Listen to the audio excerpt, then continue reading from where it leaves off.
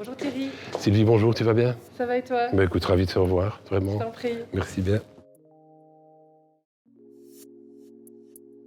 Alors, Abias est actif dans ce qu'on appelle le soft RH. Donc, c'est un cabinet de conseil essentiellement en recrutement et en assessment center, donc évaluation de personnes au niveau comportemental sur le plan professionnel. On fait également de l'outplacement et du coaching. Historiquement, on était pas mal présent dans le secteur de l'industrie, mais c'est vrai qu'au fil du temps, on s'est élargi au monde des services, toujours dans le privé. Et il est vrai depuis 4 ou 5 ans, on a également une clientèle de plus en plus présente au niveau du non-marchand. Finalement, on travaille pour tout type de société. Le type de clients, ce sont essentiellement des PME, mais on a également la plupart des grosses entreprises, voilà, en tout cas, qui sont clientes ou qui l'ont été. Et alors, si on prend un peu les familles de fonctions que l'on recrute, grosso modo, un tiers des profils sont des profils plutôt techniques ou scientifiques. Un deuxième tiers sont des fonctions avec un bagage plutôt commercial, interne, externe, domestique à l'international.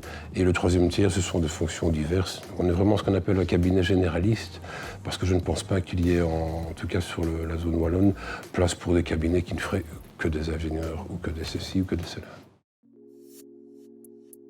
Ce sont deux changements qui étaient déjà en cours. Moi, ça fait quand même déjà 4 ou 5 ans que j'avais, entre guillemets, imposé du télétravail le mercredi, parce que je trouve que c'est une chouette formule.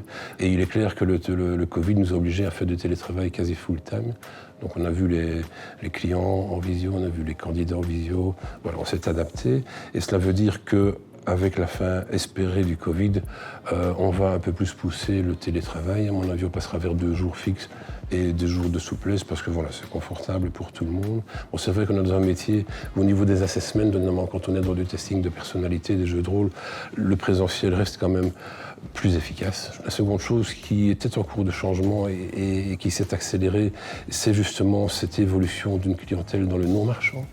Donc aujourd'hui, je pense qu'on arrive à plus d'un tiers de clients dans ce secteur-là.